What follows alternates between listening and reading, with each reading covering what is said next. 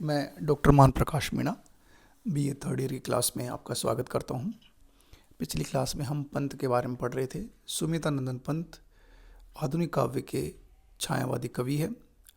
इन्होंने प्रकृति के माध्यम से बहुत सारी कविता लिखी। प्रकृति के प्रेमी कवि थे, उत्तराखंड के अल्मोड़ा के पास रहने वाले थे और प्रकृति की गोद में पले थे, इसलिए प्रकृति का सुंदर उन्होंने चित्रण किया है। छायावाद के साथ सुमित्रानंद पंत रहस्यवादी कवि है। प्रकृति के विभिन्न उपादानों के माध्यम से ईश्वर और प्रकृति की महिमा का वर्णन किया गया, उनके मिलन का वर्णन किया गया, उनके रहस्य के बारे में वर्णन किया गया है। हम मौन निमंत्रण कविता पढ़ रहे थे, उसकी आगे की पंक्तियां हैं।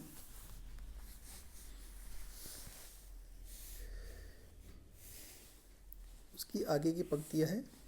देख वसुधा का यौवन भार, गूंज उठता जब मधुमास, विदुर के उर से मृदु उद्गार, कुसुम जब खुल पड़ते सो उच्चास, न जाने सौरभ के मिस, कौन संदेश देता मुझे मौन। कठिन शब्द देखे तो वसुधा पृथ्वी, मधुमास वसंत ऋतु, विदुर यानी विरही, सोच्छ्वास गहरी सांस भरते हुए, सौरभ यानी सुगंध, मिस यानी बहाने से। यह पद्यांश हमारी पाठ्य पुस्तक आधुनिक काव्य से लिया गया है, जिसके लेखक संपादक डॉक्टर हेतु भारद्वाज है। जहाँ तक है ये आधुनिक काव्य कवि सुमित्रानंद पंत की मौन निमंत्रण कविता से लिया गया है।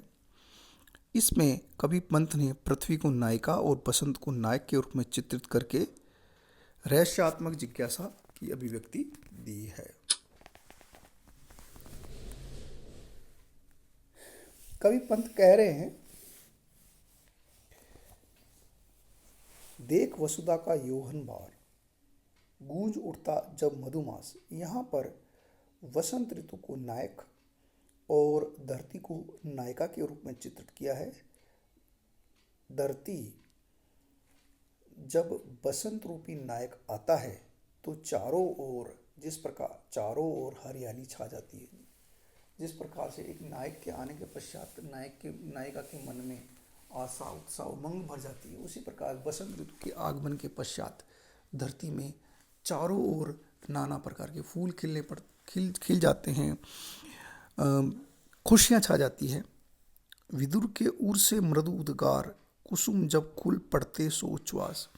बसंत ऋतु के आगमन के पश्चात फूलों के अंदर जो भंवरे छुपे होते हैं वो एक प्रकार से खुल जाते हैं और वो मधुर गुंजार करने लगते हैं। वो बिल्कुल वैसे ही गुंजार करने लग जाते हैं जैसे कोई विरही विदुर है जिसकी नायिका बिछड़ गई है और उस पर वो गुंजार करने लग जाता है, हाहाकार करने लगता है, वैसी उसकी स्थिति हो जाती है।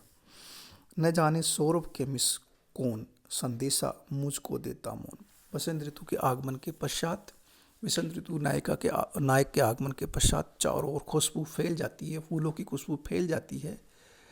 धरती को ऐसा लगता है कि फूलों की खुशबू के माध्यम से वो अव्यक्त प्रेमी, वो अव्यक्त परमात्मा जिसको वो दिखाई नहीं दे रहा, मुझे अपने पास बुलाने का मौन निमंत्रण भेज रहा है।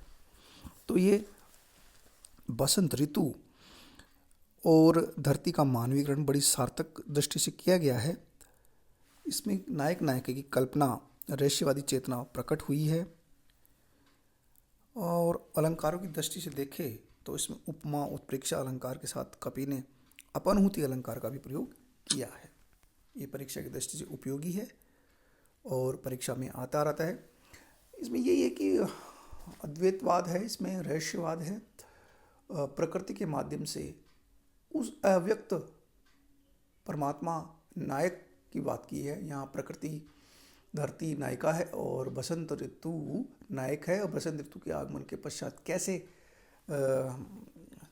चारों ओर हरियाली, चारों ओर फूल खिल जाते, उसका वर्णन किया गया है। ऐसी स्थिति में नायिका को ऐसा लगता है, धरती रूपी नायिका को ऐसा लगता है कि मुझे कोई बुला रहा है। तो ईश्वर की जब मिलन होता है तब चारों ओर खुशी हो जाती है। उसके रहस्य के बारे में इसमें बताया गया है। ये रहस्यवादी कविता है, परीक्षा की दृष्टि से बहुत उपयोगी है, परीक्षा में आती है।